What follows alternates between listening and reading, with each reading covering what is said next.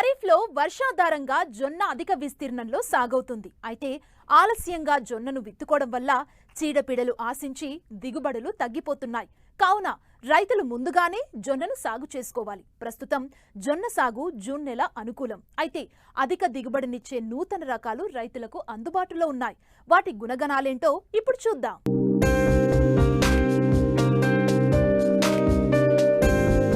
చిరుధాన్యాల పంటల్లో ముఖ్యమైన పంట జొన్న. ఇది ఖరీఫ్లో వర్షాధారంగా, రబీలో ఆరుతడి పంటగా సాగుతుంది. ఒకప్పుడు జొన్న సాగు అధిక విస్తీర్ణంలో సాగయ్యేది.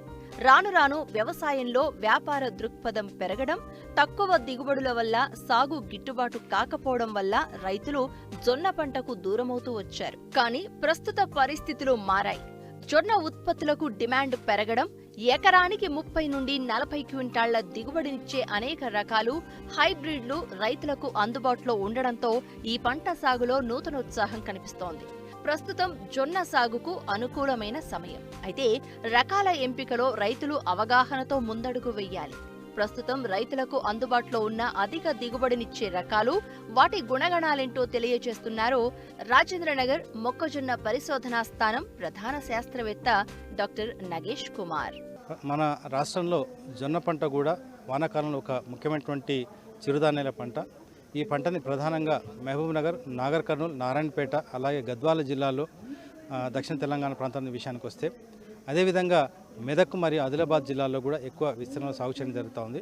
అయితే ప్రస్తుతం రోహిణి కార్తె సమయం ఆసనమైంది కాబట్టి ఈ సమయంలో జొన్నని విత్తుకుంటే మంచి దిగుబడులు తీసుకోవడానికి అవకాశం ఉంటుంది. ఎందుకంటే ఈ సమయంలో ఏదైతే మొవ్వు చంపు ఈగ కావచ్చు, లేకపోతే కాండం తులుచుపురు కావచ్చు, ఈ రెండింటిని కూడా ఆశించకుండా రైతులు ముందుగా విత్తుకుంటే ఈ రెండు పురుగుల బారి నుండి పంటను కాపాడుకొని మంచి దిగుబడులు తీసుకోవచ్చు.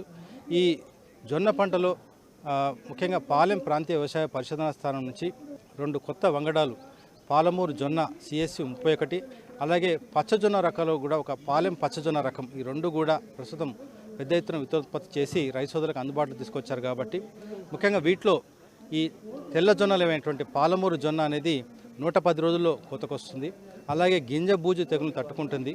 ఇది ఎకరాకి దాదాపుగా 30 నుండి 35 క్వింటాల వరకు కూడా దిగుబడిని ఇస్తుంది. కాబట్టి రైతు సోదరులు ఇలాంటి రకాలను సాగు చేసుకుని కూడా మంచి దిగుబడి తీసుకోవచ్చు. అలాగే మనకి పచ్చజొన్నలో కూడా మంచి రకం ప్రస్తుతం అందుబాటులో ఉంది. ఈ పచ్చజొన్నలో ఈ పాలెం పరిశోధన స్థానం నుంచి పాలెం పచ్చజొన్న అనే రకము 2 సంవత్సరాల క్రితం విడుదల చేశాము.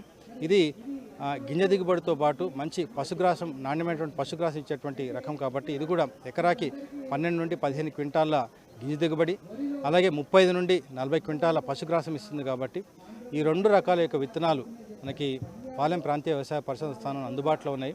వీటితో పాటు జాతీయ చిరుధాన్యాల పరిశోధన సంస్థ నుంచి కూడా CSPకి సంబంధించినటువంటి వివిధ రకాలు కూడా, వీటిలో అధిక గింజ మరియు చొప్ప దిగుబడి ఇచ్చే రకాలు కూడా రాజేంద్ర నగర్లో ఉన్నటువంటి జాతీయ చిరుధాన్యాల పరిశోధన సంస్థ నుంచి కూడా రైతు సోదరులు తీసుకొని ఈ సంవత్సరం ఈ రాబోయే ఖరీఫ్ సీజన్లో విత్తుకొని మంచి దిగుబడి తీసుకోవచ్చు. ముఖ్యంగా ఏంటంటే జొన్నలో రోహిణి కార్తె ఏంటంటే జూన్ 15 నుంచి జూలై 15 లోపే విత్తుకుంటే మనకి మంచి దిగుబడులు వస్తాయి. ఒకసారి జూలై 15 అదును దాటిందంటే ఈ మొవ్వు చంపిక కావచ్చు, కాండం తులుచుపురు, ఈ రెండు కూడా ప్రధానమైన సమస్యలు. కాబట్టి ఆ సమయంలో మనం విత్తన శుద్ధి చేసినా, లేకపోతే ఎలాంటి క్రిమి సంహారక చర్యలు చేపట్టినా కూడా ఈ మొవ్వు చంపు ఈగని కంట్రోల్ చేయడం చాలా కష్టం. కాబట్టి ముందుగానే ఈ రకాలను ఎన్నుకొని వాటిని ఏదైతే విత్తుకున్న సమయం ఉందో ఆ సమయంలోనే విత్తుకుంటే జూలై 15 లోపు విత్తుకుంటే మంచి దిగుబడి తీసుకోవడానికి అవకాశం ఉంటుంది.